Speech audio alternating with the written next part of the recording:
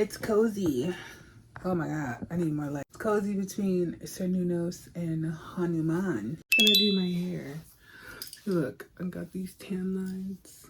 So, other than that, let's get started. Hello and welcome to my weird little space on the internet.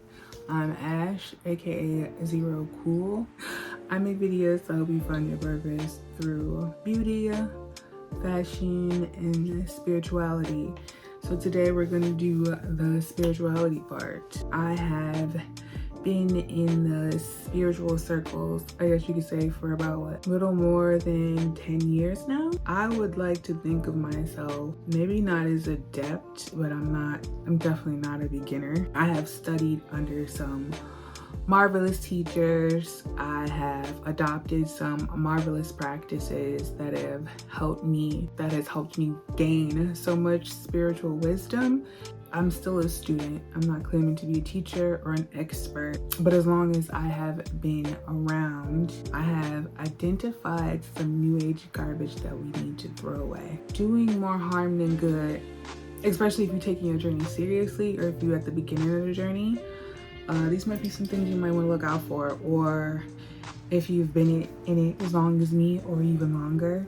I think it can help you identify some blocks that'll help push you forward. Because of how we are taught in school, we're taught to memorize and repeat, and we don't really understand or know how to develop the understanding and the wisdom of everything that we are supposed to be learning.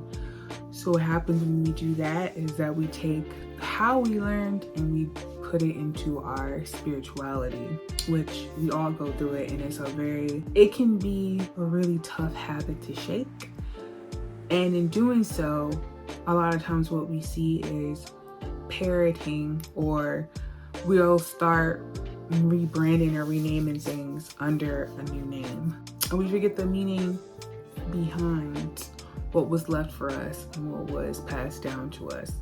And sometimes in that, we develop these spiritual egos, or even people that are ops to our spiritual growth will implement gatekeep. They'll start saying the truth, but then they'll stop at a certain point. Either they're doing it on purpose or they haven't grown beyond that point. Like even their consciousness cannot grow beyond the information that they are giving to us. I have identified some garbage and it's regurgitated and it needs to end. Let's get cozied up. I got a fire going behind me between Cernunos and Hanuman. But I want you to stay tuned. See if you can find some that you might be doing. But let's just walk through them. Let's walk through them together, shall we? All right.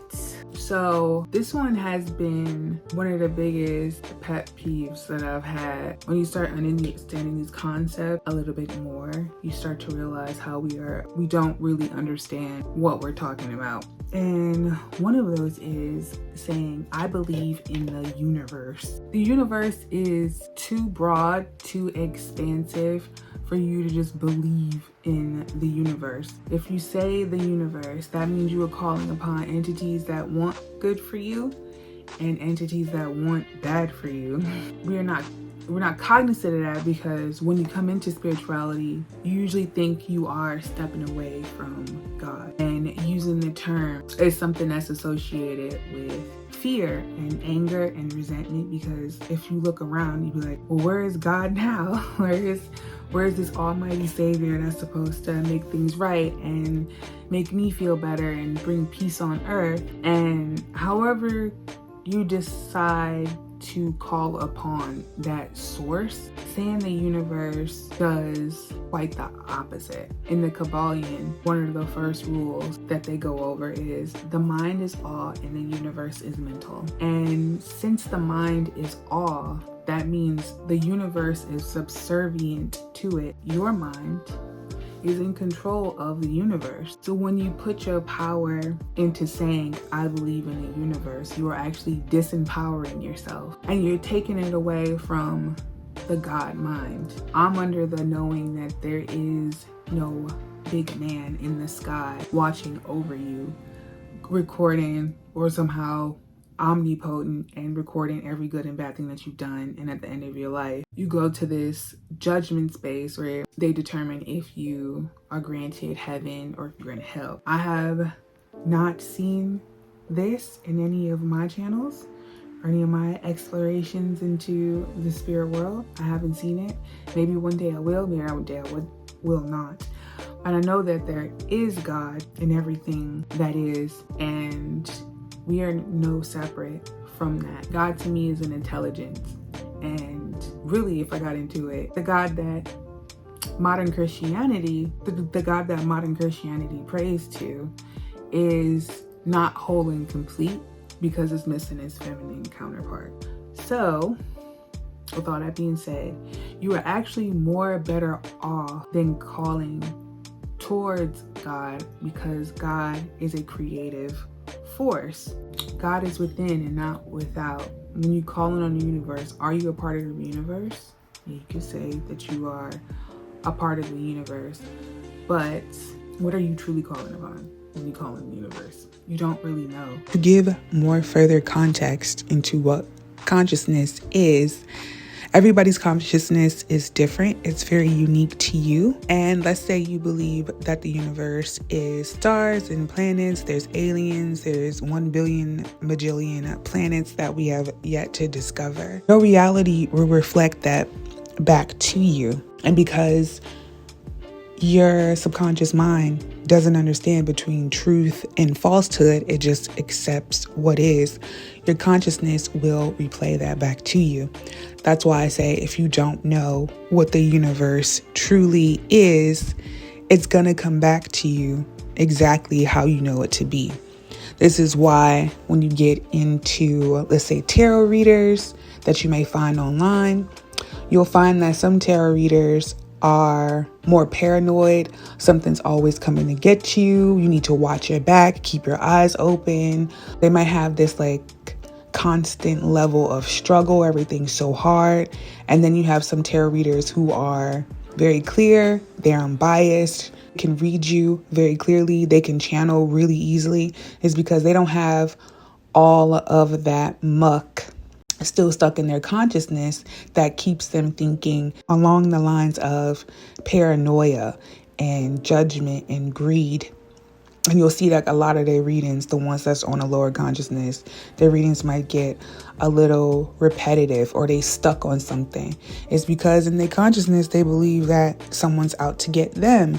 They're always paranoid. They don't trust themselves. And then you have more clearer channels who can channel unbiasedly, because they've dealt with most of what could possibly hold them back in their obstacles. They know how to keep their spirit bodies clear and free of any falsehoods and illusions that they believe in. So that's why it's really important for you to get clear on what the universe is and know that everything in the universe does not have your back.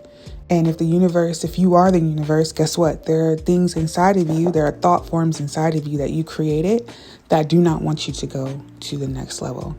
So it could be an entity. Let's say if you asked for 5K and you say, universe, bring me my 5K. I really need it. And let's say you get your $5,000. You really don't know what entity brought you the 5K.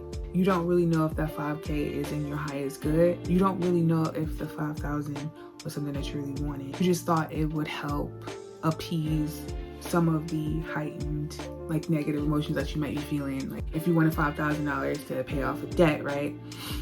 You just wanted the burden to be lifted off. What you should have asked for is like peace and detachment away from whatever fear that not having the $5,000 brought up for you. You've been better off asking, I need some peace from this. Yeah, and just gave up your problem. If you put it in perspective and you let go of your resentments and your fears of saying God, it's way better just to ask God.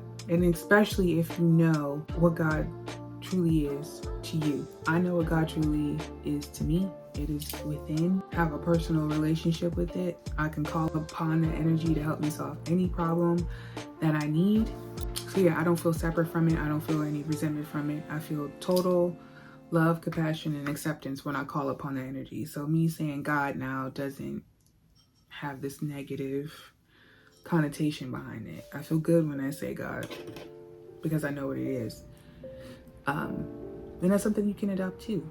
And hopefully the universe thing could, I hope it changes. You don't really know what would disguise itself and really trying to help you in the universe, because that happens too, where you have entities that seem malevolent, but they're really not malevolent. They're tricky. They will tell you what you want to hear in order for you to believe in it. So don't get caught up in that kind of false light narrative. It happens way more than you think. And if you just put your intentions on, at very least, God, at the very least, very basic level, you can actually get yourself in a better space. That might be better. A better angle. Yeah. We're gonna talk about this whole healing your nervous system thing that I've been seeing a lot lately. Healing your nervous system is just a teensy weensy bit of garbage advice, because number one, I see why people are using it, and it's easier to get people to understand where you're coming from when you can have science-based, grounded, more science-based understanding of a concept. Yeah, these nervous system, like you'll see it a lot, a nervous system reset. Your nervous system is the reason why you're not manifesting as fast as you would like. These terms that people are trying to sell you right now is nothing but you needing to identify the ego. You needing to identify more shadow work, which is, these ego-based thoughts that have been running rampant and are contributing to running your life. So now we need to identify what the ego is. If you are not familiar with what the ego is the part of the mind, also called the conscious mind. It is responsible for your self-identity, the thought forms that keep running around in your head, is the I part of you. So I could say I am Ashley, and you are whoever you are. Thank you for being here. I love you. And that is the part of the ego. The ego is your personality, your family members, the community around you, anybody who you might see, the TV, the media, the culture, your country, they all contribute to this ego part of you. And the way that gets programmed is, say you grew up in a family that was poor. So the mind programming would be, we don't have enough, we don't have enough, we don't have enough. You might think of yourself as a super humble person, or you might be really frugal. Those are things and thought forms that contribute to programming the ego, right? And when you program the ego, your ego is like the filter to your subconscious mind. And in order to survive, because remember, the ego only wants you to survive, so it will always try to keep you safe. If you keep hearing those certain thought patterns inside your community, you adapt it as your own. And then because you've adapted as your own, because you heard it so much over and over again, your subconscious starts to believe whatever is fed to over and over again. Your subconscious mind can't discern between, well, this is good and this is bad. It just is. So when we're talking about nervous system regulation or any dysregulation, it all boils down to coming back to reprogramming the subconscious mind. It is the basis of all shadow work that you will be doing from here on out.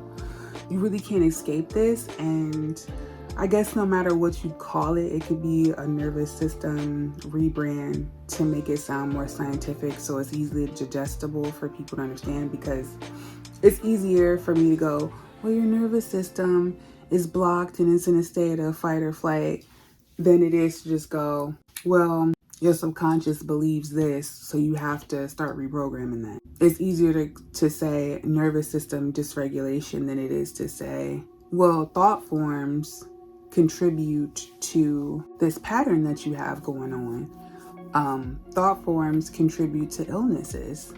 I have a whole book by Anna Siegel called, I'll put it up on the screen, and she goes through meditations, affirmations that you can say that could heal different parts of your body. You can also start to heal the emotional issue that caused the illness in the first place. Nervous system dysregulation, nervous system regulation, it all boils down to what is in your subconscious mind. What has your ego been trained to believe that is true and to keep you safe? What does your subconscious mind really believe and know to be true? You have to uncover all of that in order to get real healing. And you don't need these nervous system specialists to help you with that. If that helps you, then go ahead. But at the end of the day, it's just ego, subconscious, mind healing, rebranded. All right, new age garbage that you should stop ingesting is this self-love, this fake self-love propaganda, I'll call it. Most of us don't even know what love is. Most of us have a very skewed and perverted way of viewing what love is, consciously or unconsciously. And we have yet to admit to ourselves that we don't know what true love or where true love really comes from and what it would look like. There are certain feelings that you get when you are with, your significant other. I know the love I have for my child is unconditional, but I know this whole self-love propaganda is really just covert narcissism. A lot of people confuse self-love with pampering. They think that self-love is buying themselves a new coat or getting a massage, when really that's just taking care of your material needs in your body, or it is just trying to boost self-esteem, which self-esteem is just centered around your worth and your belief in yourself, which is okay, but it's not as high as, I would say self-esteem is a pretty low bar when you are embarking on the journey of discovering who you are, discovering the self. Self-esteem is how much you value yourself and how much you appreciate yourself. And we confuse self-love and self-esteem as the pinnacle, as the top, rather than this is actually kind of mid-level and it's not that high on the scale of discovery of self. I had gotten into Sufism and I'd gotten into reading Llewellyn Von Lee's work and he is a Sufi as well. And his teacher, Erna, I think is Tweedle, if I remember right. I don't know if I own any one of her books, but I know that was his teacher in Sufism. If you want to know about, or at least get a great idea about what love is and what true love really means for you as an individual, I highly suggest getting into Sufism, because that is the only sect, maybe? I don't know. That is the only group of collections and works where I've seen that how they really define what love is. And for the Sufis, love is the destroyer of the ego. And love is already there. I think Rumi says that your only job is to remove the barriers to love, because love is all around you. One of my favorite Sufi poems by Rumi goes a little something like this. Subtle degrees of domination and servitude are what you know of as love, but love is different. It arrives completely just there, like the moon in the window, like the sun of neither east nor west, nor of any place. When the sun arrives, east and west arrive. Desire only that of which you have no hope, and seek only that of which you have no clue. That's not even my favorite part of the poem, but you see how they related to love just always being there. It just is. It will never go anywhere. It is a part of this experience that we are having as humans. And you don't have to go out and seek love. It is just waiting for you. But it can't get through all these illusions that we have bought into, and no one is immune from that. But you're gonna have to do the incredibly hard work of breaking down those illusions. You're gonna have to do the incredibly hard work of breaking down those illusions and uncovering the hidden parts of yourself, which we were taught to neglect, so that love can come in. And when love comes in, that destruction part does not feel cute, nor does it feel good, nor does it feel like, oh, you sit in the breeze. You get that later after you've done all the necessary heavy lifting of getting rid of all the gunk that is stuck inside of your mind. You have to empty your cup in order for love to take over and fill it up again. More new age garbage that you should get rid of inside of your pretty little head is this concept of positive thinking, and that there is no such thing as good or bad. There's only your subjective or objective view on it. I forget which one. This new age of thought that only positivity should be inside of you, or there's no such thing as bad. I think that's just propaganda at this point. I think that is a total and complete lie. There are such things called as bad. Something is bad that has a negative effect on you. Like, we've all had bad thoughts, like running somebody over on the side of the road is an inherently bad thought. It is not contributing to anybody. It is destructive in nature and would only make your life worse if you had to go through the consequences of running someone over, right? There are plenty of bad situations, bad people, and bad behaviors. And if we don't identify it, it festers and grows into a bigger issue down the road, right? And if you don't learn how to call out these bad behavior situations, you will have trouble discerning how to protect yourself from forces that are not good for you. Calling people Karens. At first I thought, we all thought it was funny, but then I realized what the core of that was. The programming behind calling people Karens for when they are calling out bad behavior is so that you don't call out bad behavior when you see it.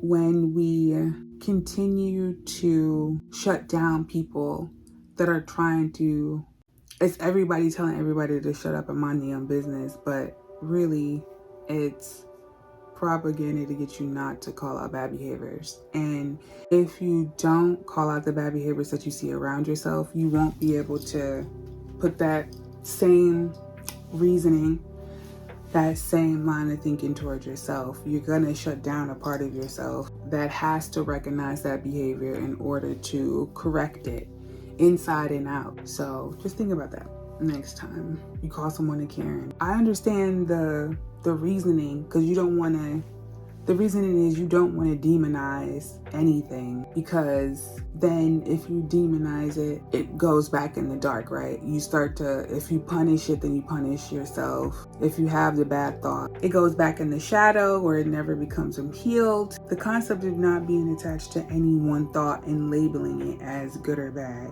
is like an adept meditation concept. But when you give it to the public who have no fucking clue what they're talking about and just parrot everything that they see, and they don't have any real knowledge or wisdom or understanding about what was fed to them, then you get this problem that we're in, where we're letting shitty behavior slide. And not just on the outside world, but on the inside too. We're not holding ourselves accountable. That's the word I was looking for this whole time. Not holding ourselves accountable to tell people like, hey, you shouldn't do that. And if you can't tell somebody else, then guess what? You're gonna let yourself slide with a whole bunch of shitty behaviors that you should have been done away with, and not catching with them and not dealing with them appropriately. The positive thinking, no such thing as bad, focus on the positive, don't be so negative, blah, blah, blah. It's false. It's just a false narrative so you can avoid more. If you keep trying to avoid, then you'll never get to the root cause of whatever it is that's bothering you. To have real enlightenment and real healing, you'll just be stuck forever. Another fucking new age garbage thing I need you to put out your fucking head is this fucking aversion to hard work. This, you're just gonna get paid to exist, and just when it comes to me freely, like, oh my God, everything will just come to you and you don't have to do anything. And like, you see people just afraid to say hard work, like work hard. It is such bullshit to me. This fucking avoidance of work, bro. you will have to do some work, and the work will be hard. There is no such thing as a free lunch. Sure, things come easier than other situations. If you starting from ground zero in spirituality, where you got absolutely nothing, everything was like, if it wasn't for bad luck, you would have no luck at all type of mentality, right? And you get into spirituality and you go, oh, my thoughts are things, so I have to tackle why I believe I can't win. I don't know why I can't have my 60 or 70K a year job, right? Because right at that level, what would you be making? 20, 25, right? So the 60 or 70 would sound like, whoa, I'd never think that I could get there. So you start to learn like, okay, how can I manifest my 60 to 70 year salary, right? It's gonna take some hard work to get there, because you have to teach yourself the habits. You have to totally transform who you are into the person that makes 60 or 70K. And guess what? You have no fucking clue what that entails. That is hard work. That is work that is hard, and it is not easy, and you're gonna fail a whole bunch of times. But the good thing about hard work is that the satisfaction that you get when you accomplish your goal. If you wasn't hard, it wouldn't be fucking worth striving for. The phoenix, think about the phoenix. The phoenix has to go to brutal destruction. It has to burn itself and could become complete ash before it rises through the ashes. A butterfly going through in the cocoon has to go through something. It has to like turn into jelly and mush. It has to be completely destroyed in order to become that magnificent phoenix, that magnificent butterfly that we see. These have to go through hard work. So stop being allergic to hard work. Say it like, yo, this shit is hard and it sucks and it's stressful. That's how you deal with it. That's how you push through. That's how you finally call in help when you're facing an obstacle, because you're saying that it's hard. If you don't admit that it's hard, then how can you go to the next level? How can you actually get the help to help you move to where you gotta go? This allergy to working hard and you getting paid to just walk around with your fucking titties out is a pipe dream. Get over it. Start working towards something and put in work, put in effort, and hope that it's hard, so that way you can say, damn, I've been through some shit. I know what I'm talking about. Nothing good comes easy. In the last garbage, new age crapola, new age crap, new age garbage that you should do away with is the twin flame concept. I got caught up in the twin flame madness, but I had to grow up out of that to see like the insanity inside of it. And I'm convinced that is a psyop as well. I'm convinced they planted it inside our little spirituality bubble, or I think it's fake for the most part. How it's conveyed as it is today. It's just rebranded shadow work for romantics that get kind of caught up in the fantasy of being romantic and the limerence of the partner they have chosen to project this ideal on. Because remember, before that, soulmates was the epitome of a romantic relationship, right? And then all of a sudden a soulmate wasn't enough. Like, yeah, it was, I think now, what is it? The karmic partner, the soulmate, and then the twin flame, right? And then all of a sudden a soulmate wasn't it anymore. Like a soulmate, yeah, that's old news. But a twin flame, I know that it is propaganda because the goalpost just keeps randomly moving. Like today is twin flames, and then the one flame, true flame, whatever. The goalpost just keeps moving. Tomorrow twin flames won't be shit. Maybe twin flames is dying out. Maybe the whole concept in community is over and done with. What it really is limerence and shadow work, again, rebranded. The reason why you get stuck in the whole twin flame dynamic is because your healing is predicated based upon what you think your other mate is going through, and that if you somehow get through this, they'll get through it, and then you both will have your happy ending. And a lot of times when you see these people who claim they're in twin flame relationships, the other person in them treating them like poop. It's just a regular ass relationship where you might feel intense connection, and maybe you did share a past life. Maybe you just really are sensitive to that past life connection that you two share. But most of us aren't afforded a twin flame relationship, if that's what we want to call it, to have your true soul's counterpart. In order to identify what a soulmate or a twin flame is, you probably should identify, well, what is the soul? You know, what is it? If you can't tell me what a soul is, you don't know it, then how would you know when your twin flame or your soulmate made an appearance? Not to say that they can't happen despite if you don't know what that is, but a true soulmate twin flame relationship is actually kind of rare, and you don't get to see that kind of love on the planet. Even in the ancient time where we think, you know, things were different or somehow better when we weren't in this time, it was still kind of a rare thing, because you have to go through a certain amount of alchemy to even get to experience that kind of love here on earth. Something that I had channeled is that a lot of times our twin flames don't come down here with us. Our other part, your male or female part of you, don't even incarnate in this life with you. They might stay wherever you're from. They might stay there and wait for you to come back. Sometimes y'all might incarnate together, sometimes you don't. So letting go of the limerence of whatever your chosen romantic partner is and trying to project that onto your spiritual work needs to end today. It needs to end yesterday. They probably not coming back. They may never ever get it together. Wish them well and keep going on with your life so you can really truly embody what your path has in store for you, instead of always looking back at some old bum that won't ever get it together.